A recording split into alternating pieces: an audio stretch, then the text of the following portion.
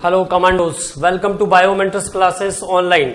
और हम लोग डिस्कस कर रहे हैं यूनिट केमिकल इक्विलिब्रियम के बारे में बात कर रहे थे। ठीक है, तो अभी तक कुछ प्रॉब्लम्स हमने केसी और केपी से रिलेटेड किया था। जैसे मैंने आपको कॉमनली जो फॉर्मूला था हमारा केसी इक्वल टू केएफ बाय केबी, उस पे कुछ क्वेश्चंस बताए है ना। केसी इक्वल टू केएफ बाय केबी, उस फॉर्मेट पे हमने कुछ क्वेश्चंस किए। कुछ और क्वेश्चंस केसी और केपी से रिलेटेड भी सॉल्व किए। ठीक है, अब अगले क्वेश्चन की बात करते हैं। देखो अगला क्वेश्चन है, next question is acetic acid plus ethanol. Acetic acid plus ethanol, acetic acid plus ethanol अगर रिएक्शन करेगा तो क्या कंपाउंड बनाएगा? CH3COO-C2H5 ethyl acetate plus water is the compound in the reaction. क्या क्या बन जाएगा? Ethyl acetate plus water. अब क्वेश्चन है at chemical equilibrium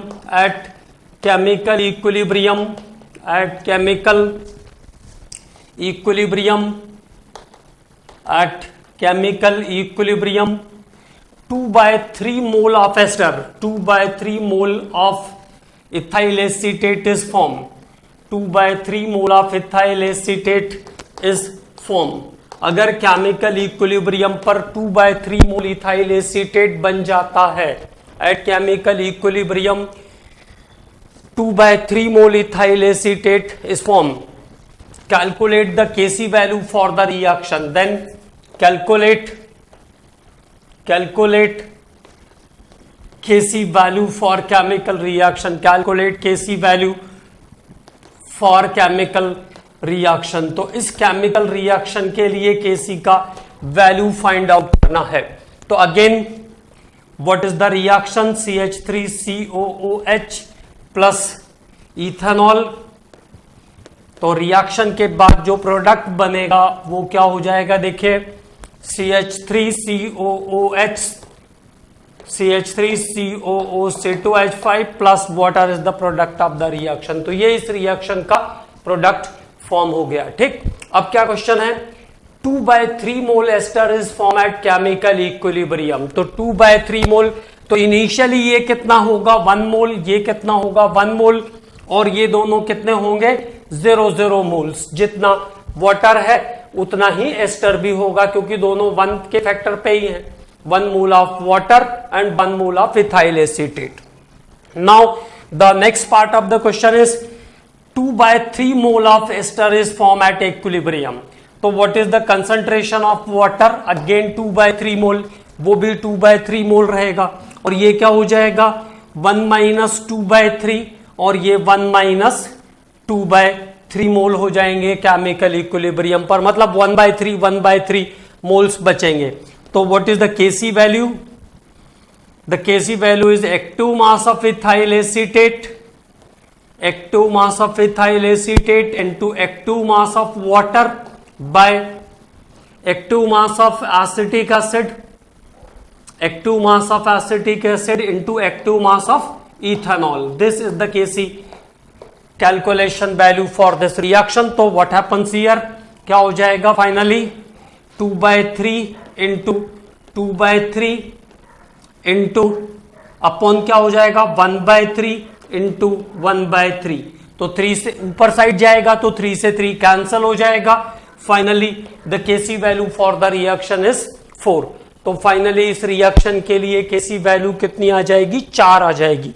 finally the KC value for this reaction is 4। तो इस रिएक्शन के लिए केसी की वैल्यू आपको कितनी मिल जाएगी? 4 मिल जाएगी। ओके, अच्छा क्वेश्चन है ये, कई बार आ चुका है ये क्वेश्चन भी। ठीक है, तो ऑलमोस्ट जो क्वेश्चन हम सॉल्व कर रहे हैं वो पुराने प्रीवियस ईयर के क्वेश्चन पेपर से ही सिलेक्ट किए हैं सब मैंने, ताकि प्रीवियस ईयर का पेपर भी हो जाए और प्रैक्टिस भी हो जाए। अब अगले फॉर्मेट पर बात करते हैं, अगले क्वेश्चन पर बात करते हैं अबाउट द नेक्स्ट क्वेश्चन। तो अगला क्वेश्चन है, इन 500 ml capacity of a vessel, in 500 milliliter capacity of a vessel, 500 milliliter capacity of a vessel, carbon monoxide and chlorine are mixed. Carbon monoxide and chlorine are mixed. Carbon monoxide and chlorine are mixed to form COCl2. To form COCl2, carbonyl chloride is also called phosgene gas. इस compound carbonyl chloride को हम phosgene gas भी कहते हैं, ठीक है ना। तो in 500 ml capacity of a vessel, carbon monoxide and chlorine are mix to form COCl2 at equilibrium, at chemical equilibrium, at chemical equilibrium और साम्यावस्था की स्थिति में at chemical equilibrium it contained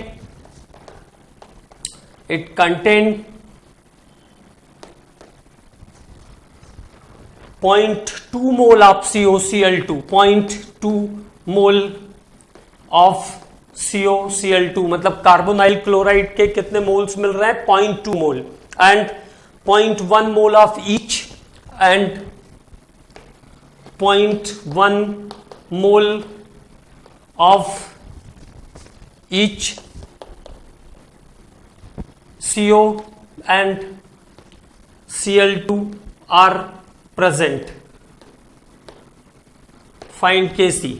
Find Kc for the reaction. Find Kc for the reaction. तो Kc value calculate करना है। तो देखो सभी चीजें आइडेंटिफाई हैं, बस क्या ध्यान रखना पड़ेगा, मोल्स पर लिटर होना चाहिए।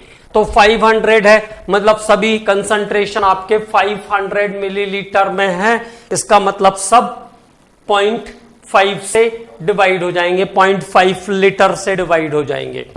तो CO का कंसंट्रेशन कितना है, 0.1 बाय 0.5 लीटर, ये वॉल्यूम हो गया, ये एक्टिव मास हो गया CO के लिए। तो active mass of CO, active mass of Cl2 is again 0.1 by 0.5। क्यों किया 0.5? बिकॉज वॉल्यूम इज 500 मिलीलीटर और 0.5 litre, okay.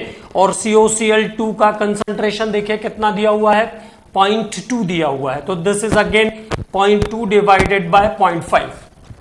Why it is divided by 0.5? Because the volume of the container, volume of the vessel is given 1/2 liter. 500 milliliter मतलब 1/2 liter, that is 0.5. Okay. Now the equation is clear. तो Kc is what? Active mass of COCl2, कुछ भी है नहीं उसके साथ power में, into active mass of CO into active mass of Cl2।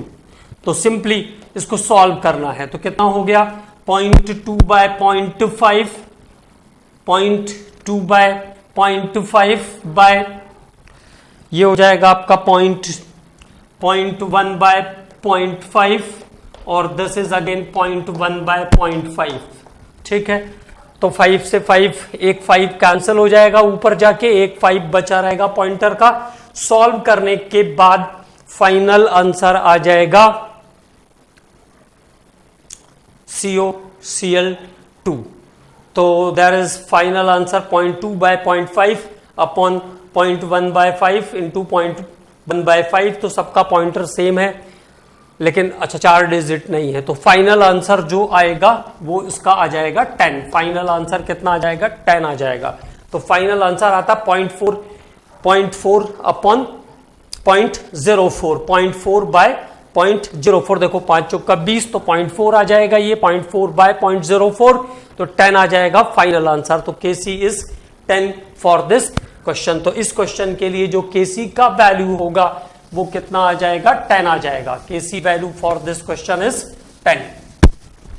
अगले क्वेश्चन पर बात करते हैं। नेक्स्ट क्वेश्चन सॉल्व जरूर कर लीजिएगा एक बार इसको ना। तो once solve please. Next question पर बात करते हैं। अगला क्वेश्चन क्या है उस पर बात करते हैं।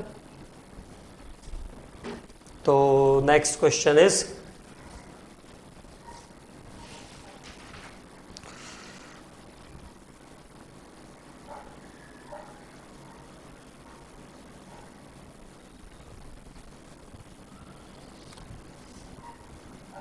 that is 1 mole of sulfur trioxide, 1 mole of sulfur trioxide, 1 mole of sulfur trioxide was placed in a liter, was placed in a liter, was placed in a liter, ध्यान से समझेंगे। 1 mole of sulfur trioxide was placed in a litre, मतलब 1 litre बर्तन में रखा है, placed in a litre at certain temperature, placed in a litre vessel at certain temperature, certain temperature, at certain temperature,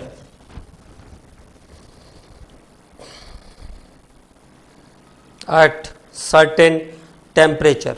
Following equilibrium is established. Following equilibrium is established.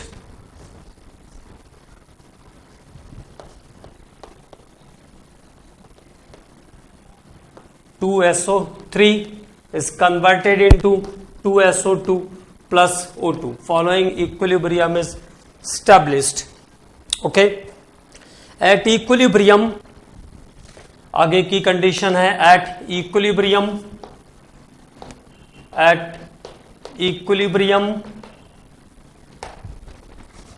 0.6 mole SO2 at equilibrium 0.6 mole SO2 were formed.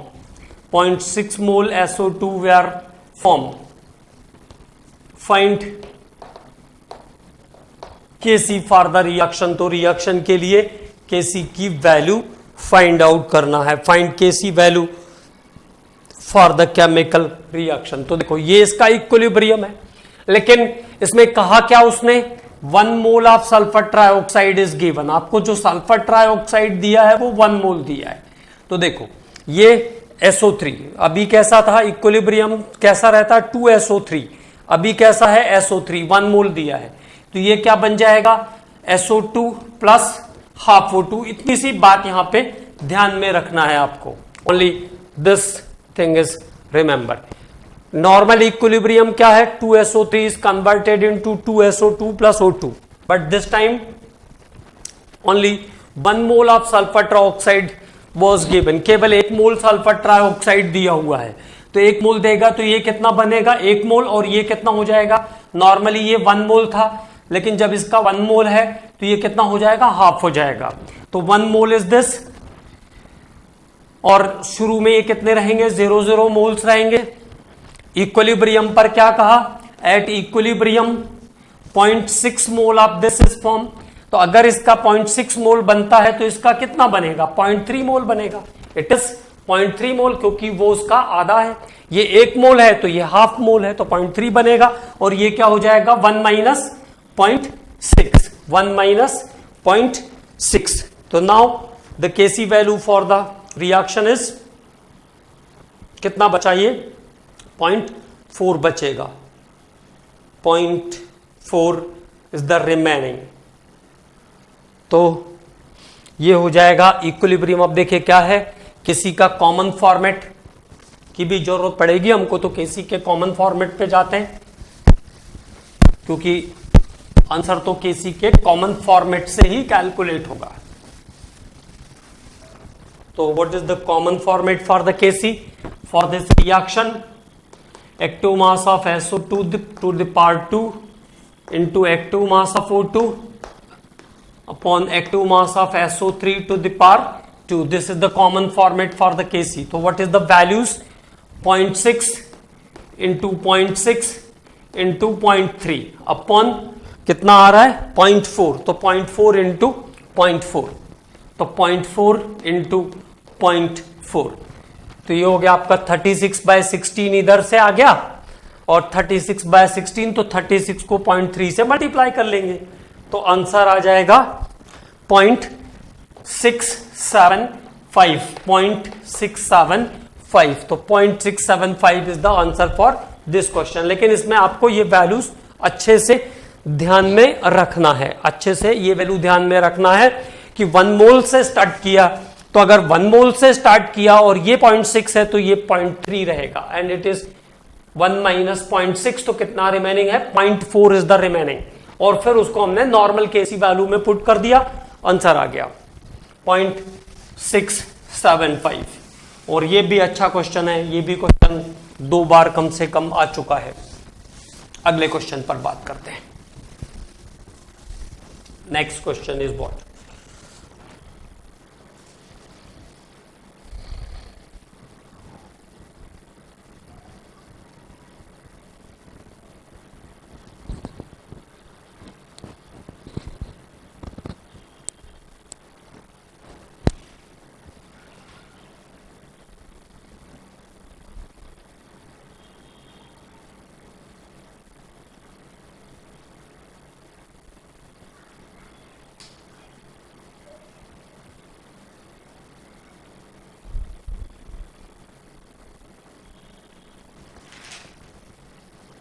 तो next question पर बात करते हैं।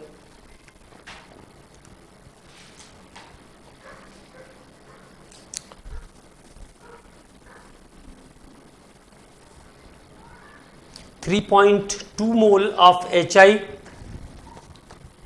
3.2 moles of HI, 3.2 moles of HI were heated in a sealed bulb, were heated in a sealed bulb, मतलब कोई instrument है उसके अंदर सील करके उसको हीट कर रहे हैं, heated in a sealed bulb at 444 degree centigrade, at 444 degree centigrade, 444 degree centigrade पर 444 degree centigrade, till the equilibrium, मतलब ये तो कंडीशन हो गई, टिल द इक्विलिब्रियम, कब तक हीट किया, जब तक इक्विलिब्रियम नहीं आया तब तक हीट किया, टिल इक्विलिब्रियम। तो 3.2 mole of HI were heated in a sealed bulb at 444 degree centigrade till the equilibrium, its degree of dissociation at the same temperature, its degree of dissociation at the same temperature, the degree of dissociation at the same temperature, its degree of dissociation at the same temperature is 22%, is 22%. Its degree of dissociation at the same temperature is 22%. The number of moles of HI at equilibrium, find number of moles of HI at equilibrium। तो क्या निकालना है, number of moles of HI at chemical equilibrium, तो साम्यावस्था पर HI के मोलों की संख्या निकालनी है, ठीक है। तो कितना दिया था, 3.2 मोल ऑफ HI, और डिसोसिएशन कितना हो रहा है, 22%। तो percentage is always in 100, percentage हमेशा किसका होगा, 100 का होगा, ठीक है। परसेंटेज इज ऑलवेज इन 100, तो 100 में 22 है ना। तो 3.2 में कितने मोल्स डिसोसिएट हो जाएंगे, पहले तो ये फाइंड आउट कर लो। तो कितना, 22%, तो 22/100 इंटू 3.2, तो ये आ जाएगा आपका, दैट इज 0.704 आ गया जो अमाउंट 22% डिसोसिएट हो गया है। क्या पूछा था? Number of moles of HI present at equilibrium. तो number of moles of HI present calculate करना है। तो कितना हो जाएगा? डिसोसिएट कितना हो गया? 704 कितने में से? 3.2 में से। इनिशियल मोल्स कितने हैं? 3.2 माइनस 704, तो रिमेनिंग अमाउंट कितना आ जाएगा?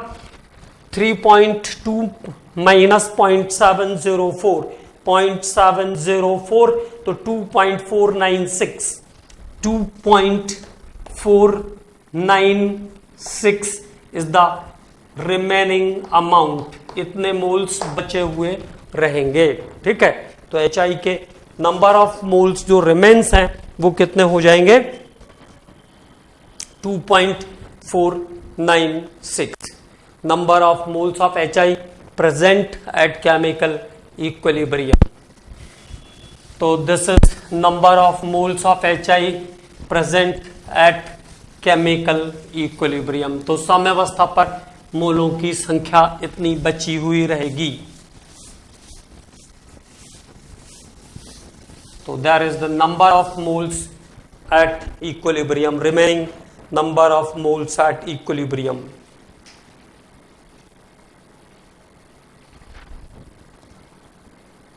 Remaining number of moles at equilibrium. अगला क्वेश्चन, 4 moles of A, बिल्कुल सिंपल सा क्वेश्चन है। 4 moles of A and 4 moles of B, 4 moles of A and 4 moles of B are mixed for a reaction,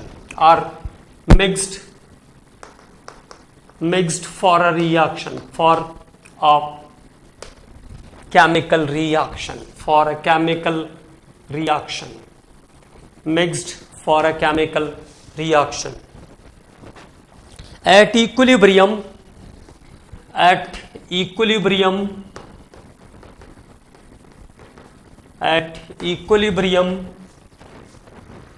2 moles of C and D are formed.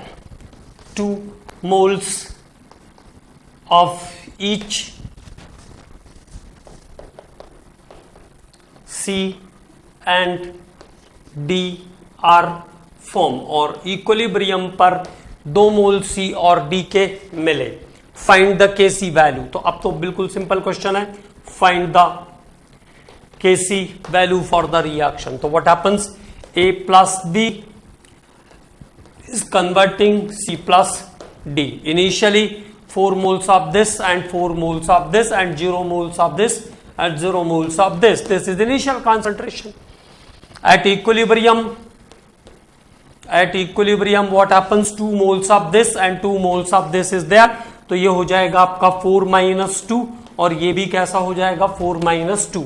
तो now Kc for the reaction is 2 into 2 upon 2 into 2. Sorry, तो Kc आ जाएगा 1. Kc value for the reaction is 1. तो इस reaction के लिए Kc की value कितनी हो जाएगी? 1 हो जाएगी। Kc value for the reaction is 1. Okay, अगला क्वेश्चन करते हैं। बिल्कुल सिंपल सा एक question.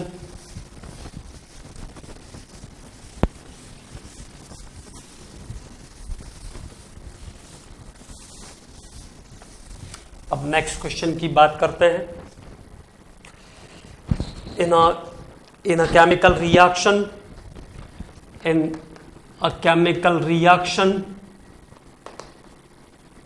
in a chemical reaction, H2 plus I2 give to HI. H2 plus I2 मिलकर के क्या करते हैं?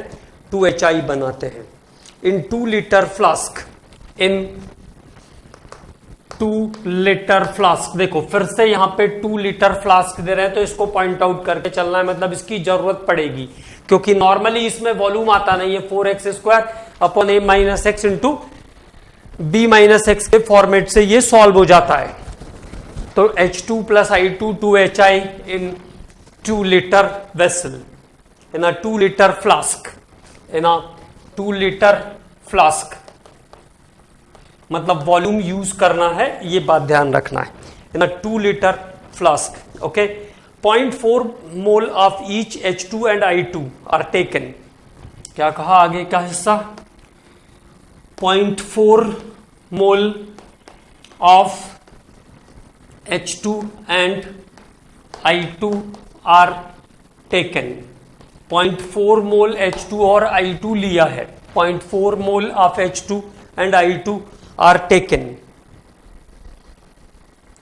H2 are taken and 0.5 mole HI is formed and 0.5 mole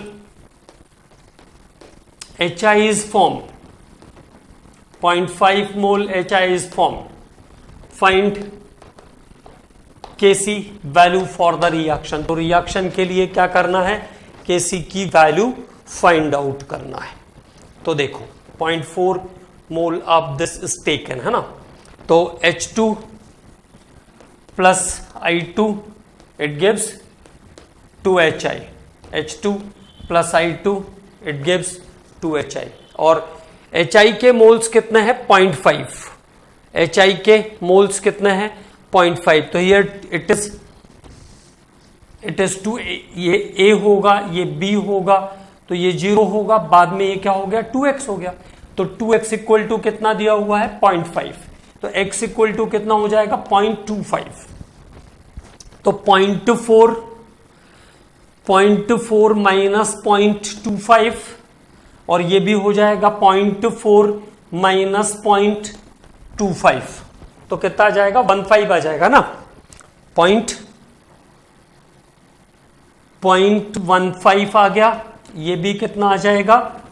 0.15 आ जाएगा। वॉल्यूम कंटेनर का कितना दिया हुआ है? 2 लीटर, और इसका कंसंट्रेशन कितना है? 0.25, तो 0.25/2 ये भी हो जाएगा, 0.5 बाय होगा, क्योंकि इसका इनिशियल कंसंट्रेशन, इक्विलिब्रियम कंसंट्रेशन कितना है? 0.5 है। तो देखिए सॉल्यूशन कैसे हो जाएगा? एक्टिव मास ऑफ HI का पावर 2, तो कितना?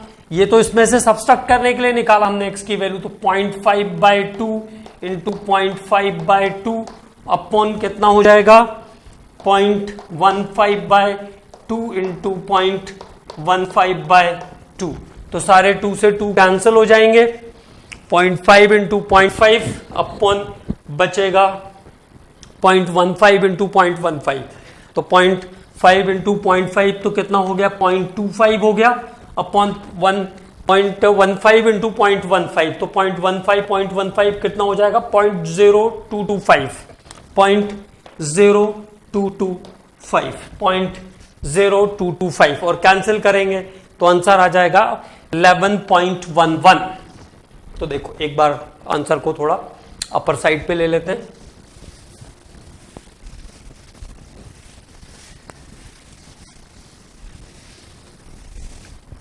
तो फाइनली Kc कितना आ रहा है? 0.25 डिवाइडेड बाय 0.0225, तो आंसर आ जाएगा 11.11। तो Kc is 11.11। Okay, there is the solution of this question. ये इस क्वेश्चन का सॉल्यूशन है, ठीक है।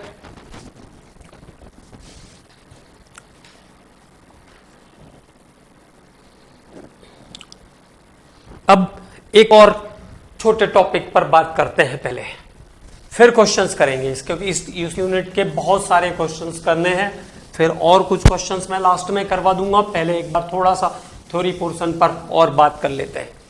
एक रिलेशन देखते हैं, relation between rate constant, relation between rate constant for chemical reactions, relation between rate constant for chemical reactions। अब देखो इसको थोड़ा सा अच्छे से समझेंगे। जैसे मान लो हमने एक रिएक्शन लिखा N2 प्लस O2 2NO, इस पे लगभग हर बार क्वेश्चन आता है N2 प्लस O2 2NO। तो जब इसका Kc वैल्यू लिखना होगा, जैसे मान लीजिए इसके लिए Kc है K1, तो कैसे लिखोगे K1 का value? H2 mass of NO का power 2 upon H2 mass of N2 into H2 mass of O2, ऐसे ही तो लिखोगे। ठीक है, तो स्क्वायर है वहां पे।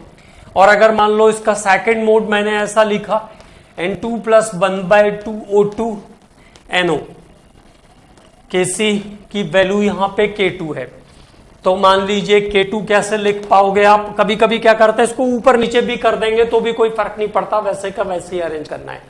ठीक है, तो K2 इक्वल टू क्या हो गया? H2 mass of NO by H2 mass of N2 का पावर 1/2 इंटू O2 का पावर भी 1/2। ठीक है, तो दोनों का रिलेशन यहां से आराम से आप फाइंड आउट कर सकते हो। ठीक, कितना आ जाएगा? ये उसकी वैल्यू 2 कर उसको स्क्वायर कर देंगे तो उसके इक्वल हो जाएगी। ठीक, मैं इसको नॉर्मल तरीके से सिखाता हूं आपको।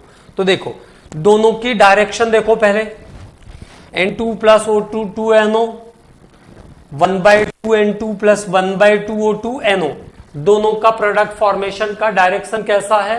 सेम है। तभी क्या काम करना है, इसको जो है इसके पावर पे लेके जाना है, इसको इसके पावर पे लेके जाना। रिलेशन भी आप देख लो वही हो रहा है, इसको स्क्वायर कर दोगे तो उसके इक्वल हो जाएगा। ठीक, इसलिए मैंने नॉर्मल वाला भी लिख दिया। तो क्या काम करना है, इसको पावर को यहां शिफ्ट करना है और इसका कितना था 1, तो उसको पावर को वहां पे ले जाओ। तो देखो क्या हो गया, K2 square equal to K1।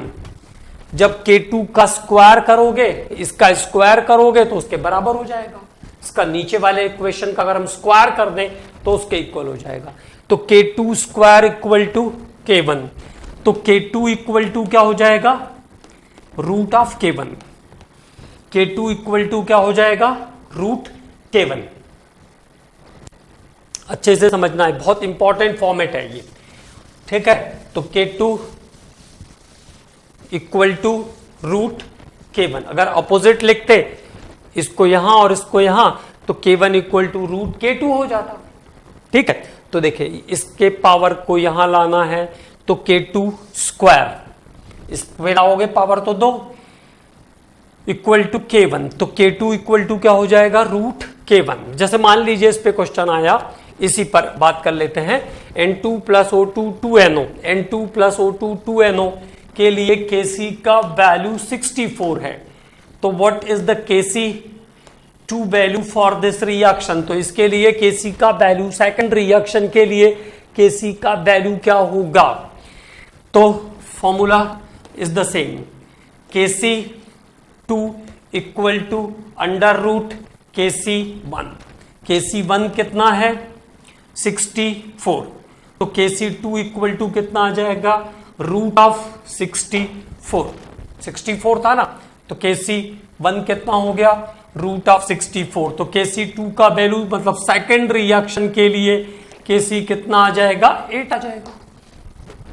Root of 64 is the 8। ठीक है, क्लियर?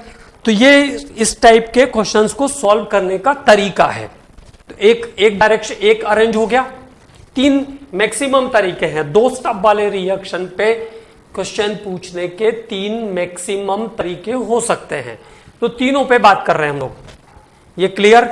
अगर डायरेक्शन सेम है तो प्रोडक्ट के पावर को एक्सचेंज कर दीजिए, आंसर आ जाएगा। ठीक है, अब सेकंड स्टेप पे बात करते हैं। व्हाट हैपेंस सेकंड टाइम, इसको कैसे जमा सकते हैं? अप एंड डाउन जमाएंगे, इसको ऊपर इसको नीचे, तो आराम से आप चेंज कर लोगे, कोई दिक्कत नहीं। इस पे क्वेश्चन भी आया है, पिछले 2-3 साल लगातार क्वेश्चन इस पे आते रहते हैं। ठीक है, अब देखो दूसरा तरीका देखो। N2 प्लस O2 2NO के लिए कांस्टेंट है K1, that is Kc। Kc कह सकते हैं, वो एक्चुअल में K1 K2 इसलिए लिख रहे हैं ताकि 2 कांस्टेंट समझ में आए कि 2 अलग अलग कांस्टेंट लिखे। ठीक है, अब देखो तो इसका जो Kc वैल्यू है, how to arrange?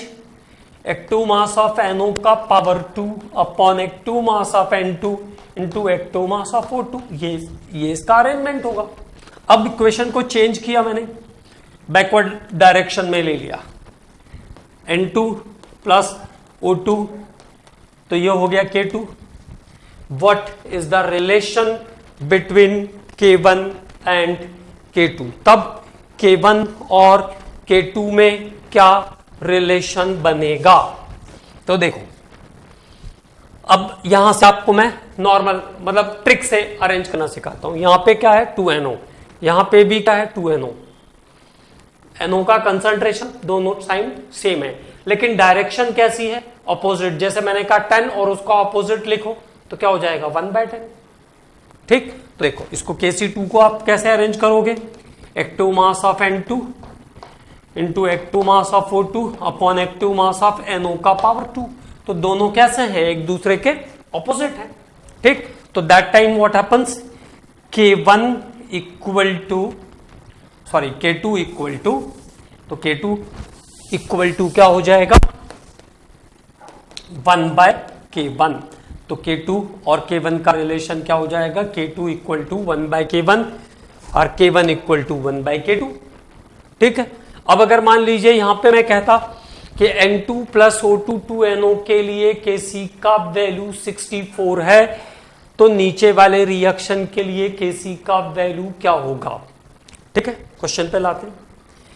N2 plus O2 2NO, N2 plus O2 2NO के लिए Kc इक्वल टू 64 है, तो यहां पर Kc का वैल्यू क्या हो जाएगा, तो K2 इक्वल टू 1/K1। तो K2 मतलब Kc2 equal to 1/64 is the answer.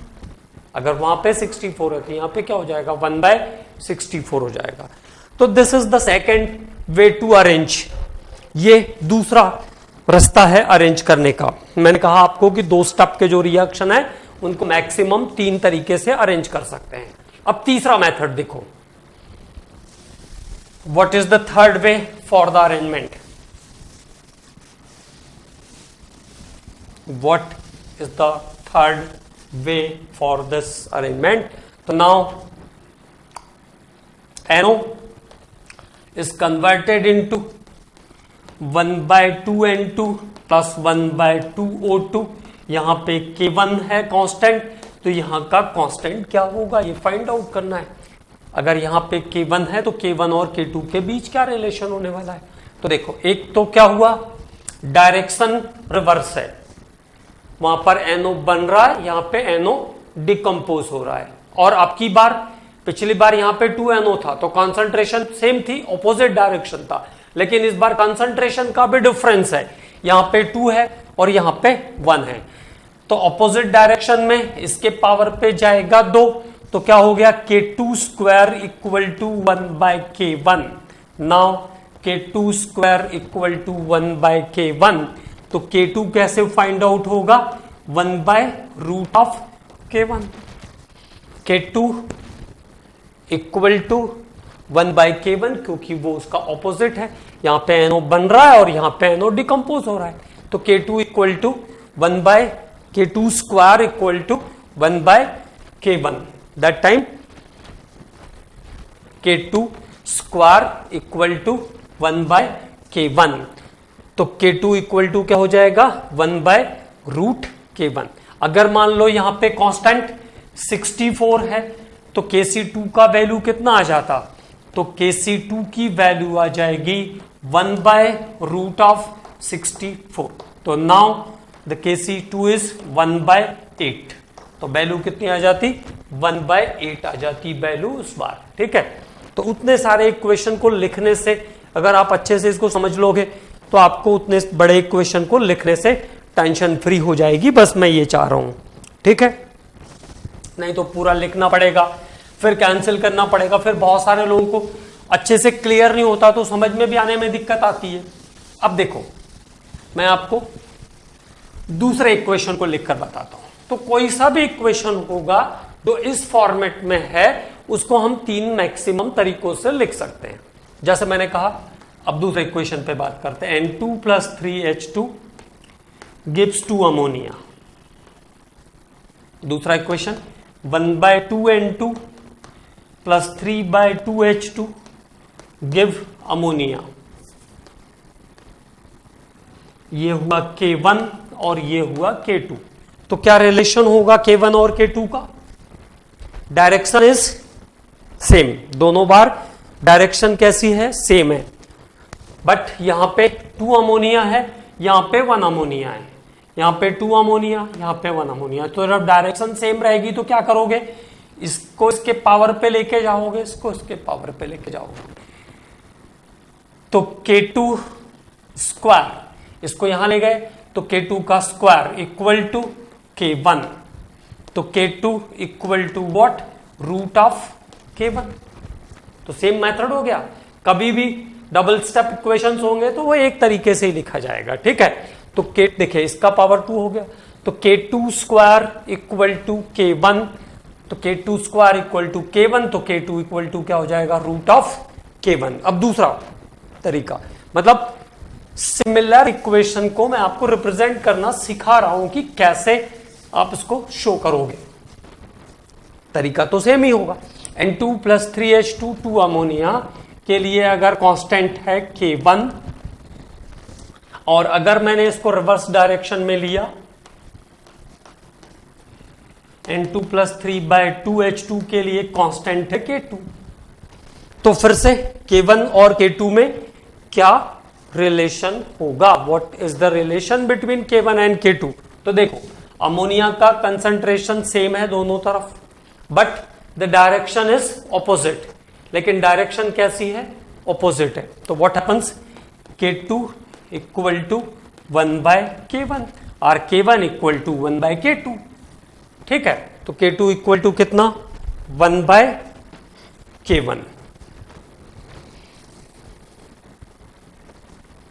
ठीक है। अब एक और लास्ट मेथड इसको डिटरमाइन करने का, जो हमने आपको बताया था तीसरा वाला। अभी तो कंसंट्रेशन सेम था, डायरेक्शन रिवर्स थी। अब कंसंट्रेशन भी चेंज हो गया और डायरेक्शन भी कैसी है? रिवर्स है। 1/2N2 plus 3/2H2 and here it is K2। तो then what is the relation? तो देखो इसका पावर तो 2 हो ही जाएगा, वो तो सही है। K2 स्क्वायर इक्वल टू क्या हो जाएगा? 1/K1। K2 का square equal to K1 opposite direction में है, क्योंकि इसमें अमोनिया डिकम्पोज हो रहा है और इसमें अमोनिया फॉर्म हो रहा है। तो K2 square equal to 1/K1। तो now what happens? K2 is 1/√K1। तो K2 इक्वल टू 1/√K1। अब जैसे कभी क्वेश्चन आता N2 प्लस 3H2 2 अमोनिया के लिए Kc का वैल्यू 49 है, तो इस रिएक्शन के लिए Kc का वैल्यू कितना होगा? What is the Kc value for the given reaction? तो नीचे वाला जो रिएक्शन है उसके लिए Kc की वैल्यू कितनी होगी, ठीक है। तो देखो रिलेशन क्या बन गया दोनों में? What is the relation? K2 square equal to 1/K1। तो K2 इक्वल टू 1/√K1। तो यहां पे आ जाएगा Kc2 equal to 1/√Kc1, 1/√Kc1। तो Kc2 इक्वल टू 1/√49। तो Kc2 की वैल्यू कितनी आ जाएगी? 1/7 आ जाएगी। 1/7 is the answer that time. तो this is the method to relate the rate constant for the two step chemical reaction। अब इसमें कभी K1 इस रिएक्शन को ऊपर लिखते हैं, इसको नीचे लिख सकते हैं, तो इसमें ऐसा कुछ भी है नहीं। तो 3 तरीके से इसको हम लिख सकते हैं मैक्सिमम।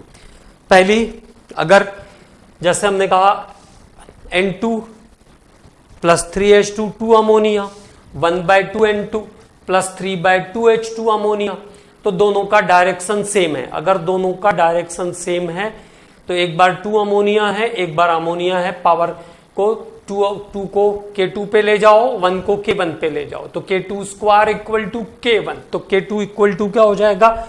√K1, ठीक है। और दूसरा तरीका, अगर डायरेक्शन को रिवर्स कर दिया और कंसंट्रेशन पे कोई चेंज नहीं किया है तो क्या हो जाएगा 1/k1, K2 equal to 1/k1। और अगर मान लो कंसंट्रेशन को भी चेंज किया और डायरेक्शन भी रिवर्स कर दिया है तो दैट टाइम K2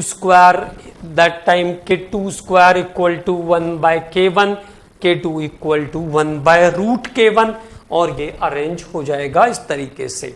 ठीक है, और अगले लेक्चर में 3 स्टेप को अरेंजमेंट करना सीखेंगे और कुछ क्वेश्चंस इससे बेस पर करेंगे और कुछ क्वेश्चंस केसी पर और करेंगे।